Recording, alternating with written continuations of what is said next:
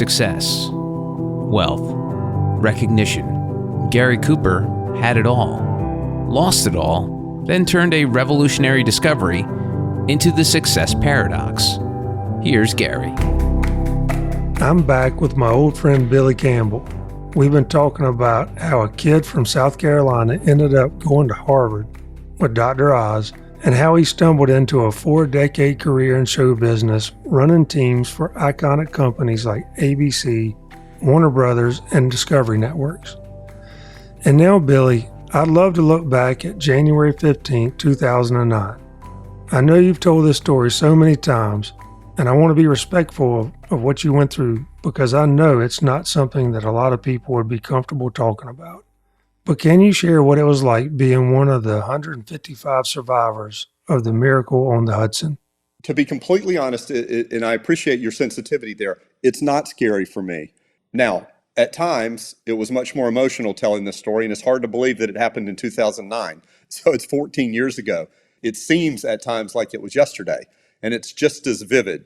But I think because of my faith that it's not scary. And what's really interesting is after it happened, there was tremendous, it happened in New York, and I was a media guy. So I had, Katie Couric and Diane Sawyer and going down the list of all the heads of these entertainment things, because I knew them calling and saying, Billy, will you come on the show?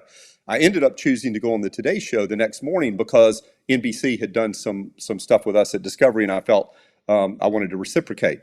But the most important part, Gary, is that after it was over, and I kind of realized, the miraculousness of it all, and that I was still alive, I didn't want to talk about it.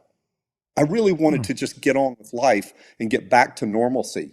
But what happened was, and I think maybe that was God's hand in guiding me to do this talk the next morning. And when I was on the show, I got such feedback from friends and colleagues and other people who said, Billy, you tell the story so articulately, you have to keep telling it. And then when I was invited, my first sermon was down here at All Saints, and to the whole congregation there, about 500 or 600 people, and just to see the way that it impacted people's lives, I decided that might be the way that God's hand in saying, Billy, this is the way that you can talk about my love, and that's why I've continued to give the talk. You're exactly right, Gary. It's not a comfortable talk. It's not something that, I try to lighten it up occasionally just a little bit, but it really is serious, especially when every patient that walks into your infusion center is faced with the prospect of their mortality, and some more than others. Here, it looked pretty grim for me, on the plane, but through miracles, I survived. So I love sharing the story, because I think that what I really try to do is I call that story when things don't look so good. And when things don't look so good, and you told it about, learning to walk again and all the things after your surgeries, then you know what? That's when your faith comes in, your resiliency and positive thinking, and step by step, you do better. And I feel like that over these 14 years, it's kind of been step by step, but I'm okay with sharing the story. Awesome. Well, the mic is yours, my friend, and I'm just going to fasten my seatbelt. How about that?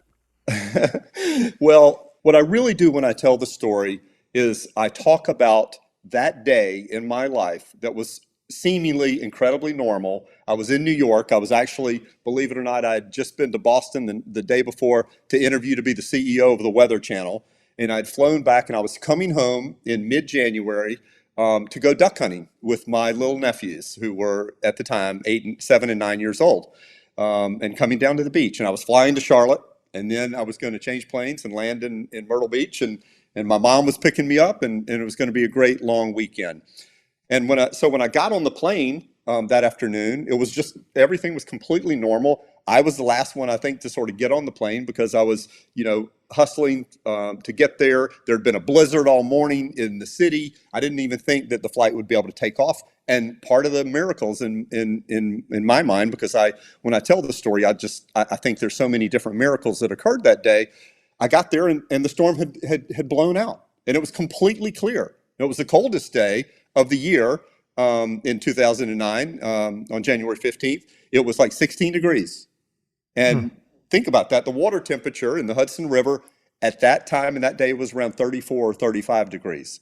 The reason that's really important is because the next day, the river was completely frozen over.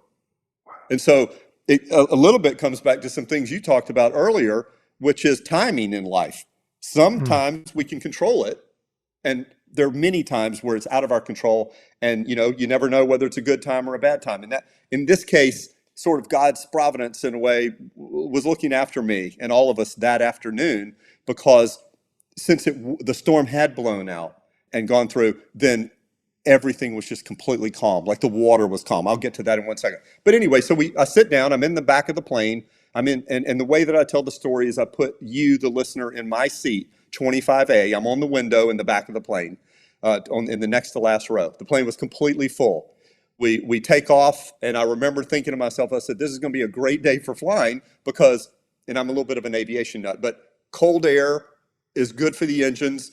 Now it's sunny. And that flight out of LaGuardia as you head out, heading south, is just magnificent. You get to see the whole skyline. It was 3:45 in the afternoon, and everything was great. I remember looking out the window for about 90 seconds or 2 minutes, and then I sort of, as we were continuing to climb, I picked up my newspaper and started to read. Well, about 4 minutes into the flight, so we were at about 2,800 feet. All of a sudden, out of nowhere, was this incredible collision. And it really was, it almost felt like an explosion. No one knew. The plane shuddered.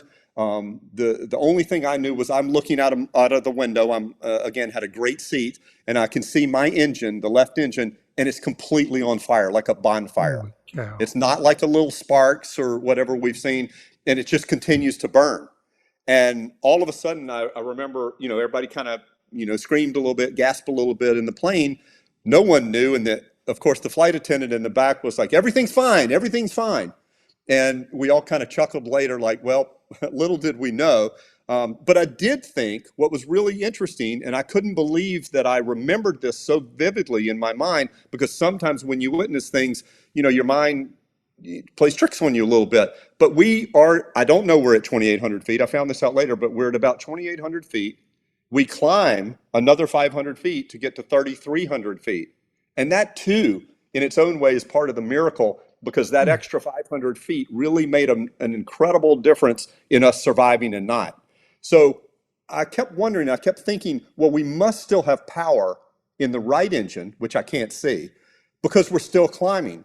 But what I learned later was, because of takeoff and sort of almost full throttle, have enough sort of propulsion and acceleration to get up to that. Both engines, as it turns out, Gary, were only operating at about 3% power. So Lord. up in the front, in the cockpit, Captain Sullenberger and Co-Captain Skiles, who, are really my heroes in a way, are doing everything they can to restart the engines. We have no idea in the back of the plane what's going on. So no one says It's anything. just quiet. Now, completely. Well, it's quiet in that the engines are quiet and no one's saying much. There are a few people kind of wondering or whatever. The flight attendant has sort of, kind of yelled, everything's fine, everybody stay in their seat. But no one knows truly anything in the back. We continue to climb about, I'd say, another maybe 15 seconds. And then the Captain Sullenberger noses the plane a little bit to the left. And we start to turn, and I can see from my window as though we're heading back to LaGuardia.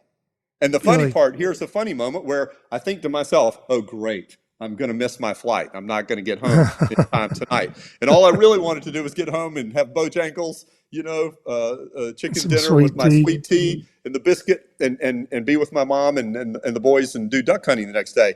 But after about 10 seconds, he stops turning. And then he straightens out. And we're now headed down, and I can see we're headed down the Hudson River. And we're probably, we got up to about 3,300 feet, and that became really critical as he started to head downriver, because I don't know this, but he's aware that he really has no power. And so what he's really doing is thinking, what should I do, and on a glide path. And the great thing, another miracle, is that he's a glider pilot. He was an Air Force pilot. He had 19,000 hours in the cockpit. And as he said, again, another good lesson in life, he was ready for the moment. He didn't know that that moment would ever come, but he had trained his whole life to be ready for that. So he's up in front doing what he's doing. We're in back. I'm starting to realize that something's off because we're now descending and decelerating, but at a really slow rate and very controlled. We crossed the George Washington Bridge, the spans. I think we're the lowest clearance in terms of altitude of any plane, certainly a jet that's ever come over that. But I'm thinking to myself, it's really quiet. I don't think we have much power, but we're still flying. So we must be heading either to maybe Teterboro, which is the private airport over in New Jersey, or maybe we're going to try to get to Newark, down river, down south. But all of a sudden, I'm kind of calculating. I go, I don't think we have enough altitude to get to Newark. And in my story, I tell kind of a funny moment where you just flash, because your life is kind of flashing. And all of a sudden, I'm thinking, well, as a little boy, I went to Ellis Island, and my parents took me there, and I loved it. But I don't remember there being a landing strip there. So unless they've added one, I don't think that's really an option either. And about this time, as we're probably at about maybe 2,500 feet, finally, Sullenberger comes on the microphone, on the PA, and says the three words that you hope that you'll never hear in your life, and that's brace for impact. And once he says that, I remember just quickly thinking to myself, I'm a sports guy, and I'm like, whoa, time out, whoa, hold on.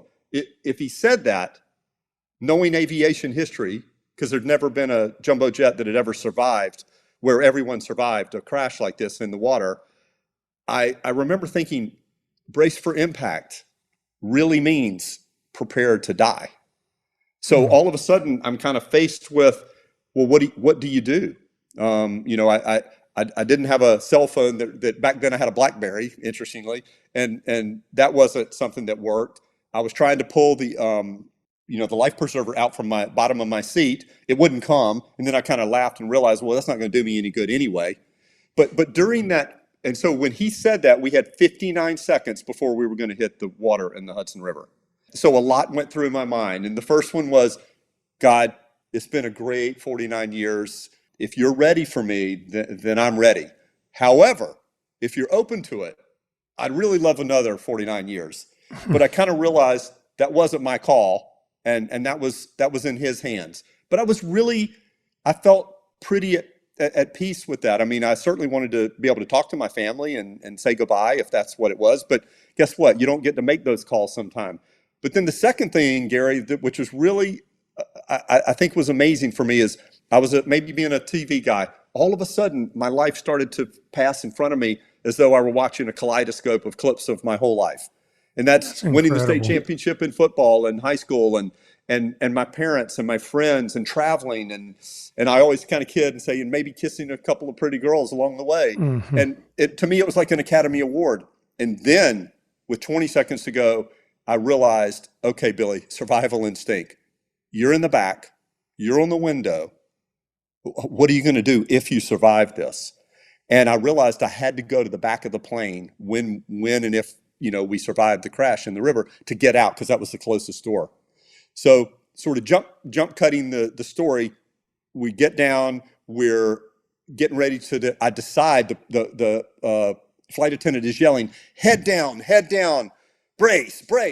And, none of us have ever practiced that. You've just seen it kind of on TV. So you got your head down and you're grabbing your knees. And then all of a sudden it just hits me. I go, that's just the dumbest thing ever.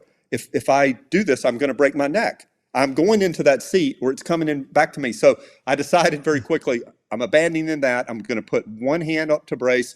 I'm putting one on my seatbelt, and I'm going to relax as much as possible right as we hit the water so that maybe, I'm not seriously injured.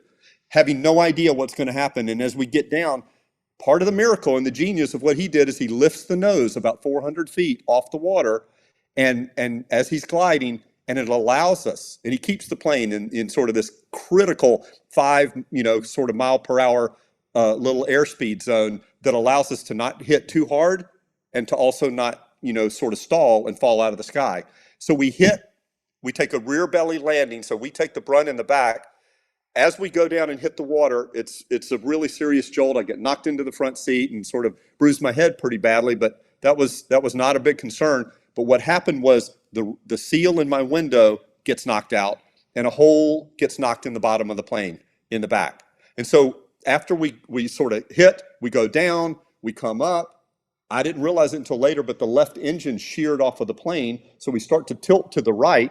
And I was really worried we were going to turn upside down, because if we did, then I think it would have been bad, probably no survivors if the plane turns upside down. But another miracle is it just slowed us enough that all of a sudden the wing clips on the right side, and we come to a stop, or at least floating down the Hudson with the nose facing Manhattan. So all of a sudden I'm like, whoa, I survived that. And guess what? All of a sudden this 34-degree water is coming through the window and up through the bottom. And three of us get up and we go to the back and we try to open the back door, and it won't budge. And the reason is because the back of the plane is underwater. Thankfully, we couldn't, or we probably would have drowned then. But I turn and come back, and that, quite frankly, was one of the biggest concerns, because now the water has risen from my ankles up to my neck. And I'm pretty sure it looks like, wow, I survived this, but I'm going to drown. But another miracle is the water, it stops right there. It never goes any higher.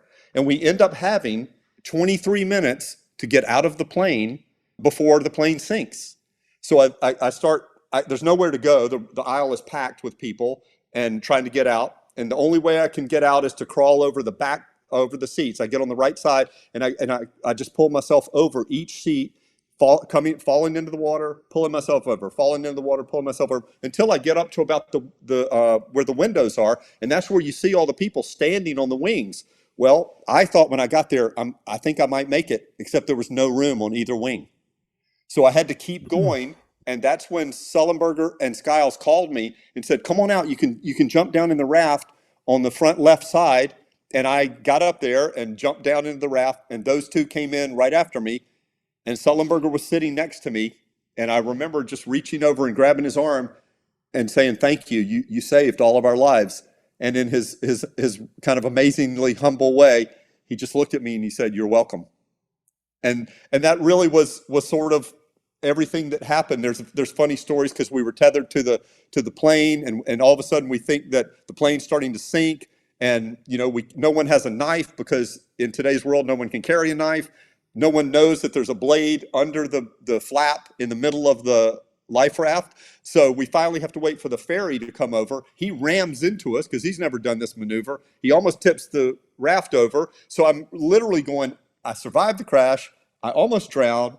I think we're going to sink, and then I think I'm safe, and we're gonna drown when the ferry knocks us over. But we yelled loud enough for him to hear us, and he backed off of the throttle, and then he was able to come up slowly, throw us a knife. We cut free, and then we sort of boarded the ferry, and the rest is history. But the funny anecdote to this, which you'll love, Gary, is the ferry operator is a young guy who did a great job. He had never practiced it before. I think he was from New Jersey.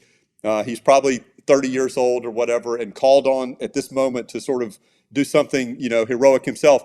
And guess what his name is? And this is not fabricated. His name is Vince Lombardi. Okay? No way. Yeah. I mean, the whole thing is just kind of filled with kind of fun moments and miracles. But in the end, I survived because in my mind there were just at least 12 miracles, and I sort of list them off as I talk about it. And part of that was having this incredible pilot, and having a day where there was no barge traffic at that moment when we landed. We landed in New York. Anywhere else wouldn't have been even close to being prepared for that. And you just go down the list. So for me, And you said the wings were full of fuel, and that made it float, and I never would have thought of that. Yeah, and it's funny because most of the time, and I had a friend call me recently, he said, you're not going to believe this, but we had a problem taking off out of Philadelphia, and the pilot comes on and says, we're going to have to go back, but we're going to fly around for 45 minutes while I dump fuel as quickly as I can. And they, of course, ended up being okay. But in almost every scenario of an emergency landing, the captain does not want to have a full, plane. First of all, it's harder to navigate when they're landing. But secondly, if something goes wrong, you have all of that propellant. And so we got kind of lucky there. He didn't have time to dump fuel. He was trying to restart the engines and then figure out where to go. And he did. He made all the right calls. And so that was, again, part of the miracle for me. But again, I really tell that story, and what I hope people remember, and it's whether they're coming into your infusion center or at a cancer center, or they've just had a terrible tragedy, or they're trying to rehab or whatever, is, you know what? There are going to be moments in all of our lives where things just look terrible. They don't look so good.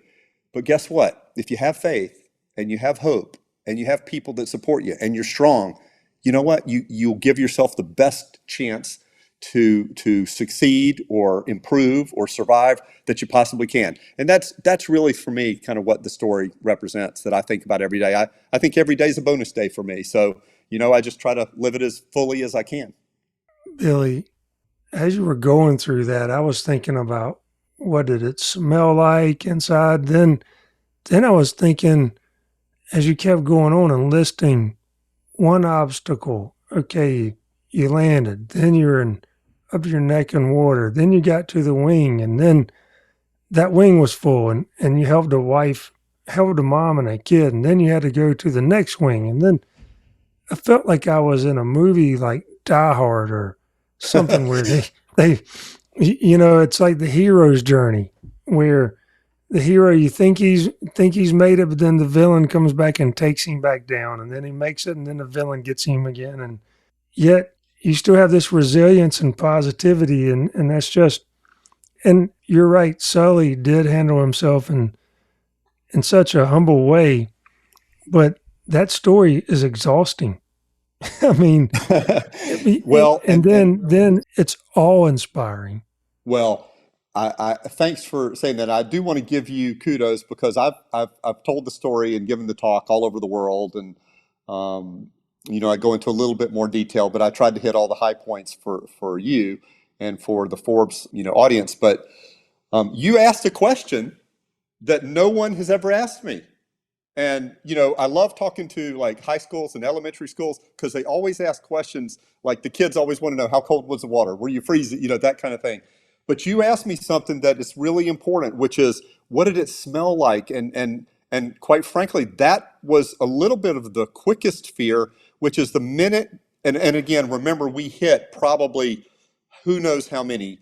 If you see the plane, after this, it was so battered by these Canadian geese that came from below on an updraft that the pilots never saw until too late. We probably, the engines probably ingested, who knows, 15 of these. And Sullenberger told the story where 4 or 5 Canadian geese hit the windshield, and he thought they were coming through the windshield. He had never obviously experienced that. But what happened was, when it first happened from the engines, all I could smell in the plane, which is the great question you asked, is it smelled like kerosene or some type of fuel. I didn't know initially that we didn't have a fire inside the plane. And It's so literally that that smell. question, death by fire, death by drowning. I mean, you had all of that in one big goulash in a period of what, 6 minutes, 7 minutes? Yeah. I think it goes back to some of your original points, and I think things that you want to talk about in your book, which is, you know what? None of us really get to make the call on when our life ends. So it's just such a great lesson to live it as fully as you possibly can. And everybody says, well, live every day as though it's your last. And we should try to do that. But guess what? That would really be tiresome if you did that every single day. So I think what I try to do instead is just live every day and appreciate. Love what you're doing. Try to be around as many wonderful, loving, kind, positive people as you can. Give that back to them, and give more than you take. And I think that those really echo a lot of the messages that I've heard you talk about. One of the questions that you have, I would like to know, first of all, who came up with it, and if it's you, how did you come up with it? But it is a really fascinating question, and I love it. If you were arrested tomorrow for being a good person, would they have enough evidence to convict you? I wish I could give. I cannot take credit for that. I probably have had it morph a little bit into, a little bit more, I think the first time. But the first time that I think I heard that was I might have been living overseas. I lived in Hong Kong for a year on a Rotary International Scholarship, and I was at the Chinese University of Hong Kong. And I think that I was in a church over there, and I believe the minister asked something a little bit along those lines during his sermon, and it always stayed with me. Mm. And I think that when you have a catastrophic or traumatic event occur in your life, one of the silver linings, I think, is that God's sort of saying to you, take stock, rethink, reset. You did an amazing, amazing reset in your life, from your issues that you had and things that you were fighting, but especially all of the health issues that you had. But I think that question I ask people, usually in a church environment, because I think that if you every day, if you had to take one calculation or one calibration, that's a good one, which is, are you really doing God's work? Are you living life the way you should? If you got arrested tomorrow and they said the only way that you're found innocent is that you're a good person. So yeah, I cannot, I wish I was smart enough to have come up with that, but I kind of, morphed it a little bit into a different way that it was told. And it really has impacted people. I'm glad that you liked it. Well, I love it. And if you don't mind, the speech that you gave with Sully in Chicago and why you were there, what it meant to you seeing Sully. I mean, he literally is a national hero. So that again was just an amazing bit of serendipity. So one of my great friends from college and business school is a fellow named Steve Quazzo, who is a top real estate developer and lives in Chicago. He has a real estate conference every year, hosts his top investors. There are probably, I don't know, 400 or 500 of them that come in. And every year he has a speaker. And he and I were chatting. I was living in Chicago at the time, doing the Forbes travel guide job. And he called me and he said, "Billy, I just have to tell you, I'm such a bonehead, and I want to apologize." And I'm like, out of the blue, I said, "What are you talking about?" He said, "Well, I've got my conference coming in the next couple of days. I asked Captain Sullenberger to come be our speaker." And I said to him, "Well, that's great. Why is that?" And he goes, "Because my team said, 'You moron, your good friend was on the plane. Why don't you ask him to come?'" And so he said, "Would you come and talk?" And I said, "Oh, I don't want to encroach on Sully, what he's doing." He says, No. I've already talked to Sullenberger, and he said that he would be more than happy to have you do that. He's never had a passenger on stage with him to speak." And Gary, you know what? It's such an insightful question you asked, because for me, that night was for me one of the greatest nights, because Captain Sully and I were sitting on stage in front of this group, and he spoke first. And his talk is a wonderful talk, but it's pretty antiseptic, and it's almost all operational, as you can imagine. Thank goodness he was so focused up in the cockpit on doing what he needed to do, trying to restart the engines. Should I turn left? What's my glide ratio? All of those things that he had to figure out and make the call to ditch in the Hudson. And Almost of course, like a surgeon, I'm just right? 100% unemotional, no emotion at all. And he talked about, again, and I think his pride came out as an Air Force pilot. He said, "I've trained my whole life for a tough moment. I didn't know it was going to be this tough." And what's interesting is airlines had never practiced this in their simulators, and they've now changed that. And so I think they've added it these days. But what he did was just extraordinary, and in my mind, miraculous. But he makes his talk very kind of surgeon-like, and then I get up and talk. And mine is obviously much more emotional, and from sitting in 25A and all. But the key to the night was, the first thing is I get up to stand up, and he's standing there, and I say, "How many times in anyone's life do you get to look at someone and thank them for saving your life?" And he started tearing up. And I obviously teared up, and it ended up being just an awesome night. And then I did my talk, and then both of us did about 30 minutes of Q&A. And my buddy called me the next day. That was the cream on he said, "I should have paid you what I paid Sullenberger." And I said, "Well, I'll tell you what, my payment is, you got to just refund me for the bus fare that I took, heading down the the main street of Chicago. But it was a great night, and I loved it, and I really did. The part to me was I love sharing the story, but being able to give him a hug and in person say thank you for saving my life, and everyone's lives was really an incredible moment for me. Well, I can't think of a better way to end other than I have a couple of silly questions to ask you at the end. You mentioned Bojangles a good bit. Do you get lifetime free chicken from Bojangles because you mentioned them so much? All right, you didn't realize that you sounds like a setup, but so I don't know if you remember. From my hometown, a couple years older, one of my best friends is Billy Webster. Do you remember Billy? Do you know Billy? A little bit, yeah. Yeah, I don't know if you knew him, but his dad, was one of the original sort of, along with Foster McKissick. They really founded the Litchfield Company and did so much of the great development down here. But anyway, Billy was 3 years ahead of me in high school. We became great buddies, and his family owned Bojangles for a while. That's where the story is. And I used to, when I did interviews, whether it be coming from Hollywood or after that, whatever, I used to always plug Bojangles because honestly, Gary, when I got off the plane, every time coming from California, New York, wherever it was, my mother knew we were going straight to Bojangles. So he said, I just want you, you've been such a good free PR machine for us. We are giving you a lifetime pass to a 2-piece, all white, sweet tea. And here's the button to the story, Gary. So I think, that's probably at that time worth $5. Okay. Every time you go in, Right. I would flash this card. It created such havoc in every one of the Bojangles. The manager would have to come out. They said, we've never seen a card like this. And I said, I know, it doesn't make sense. My buddy did it. And so finally, I had to say, I had to retire it and say, you know what? I'll pay the $5 rather than have to wait 15 minutes to have them say, okay, we'll honor it. I mean, literally to watch in all over the state of South Carolina, every place would sit there and go, they just thought it was a fraudulent pass. So Billy Webster thinks that's probably one of the funniest stories he's ever heard.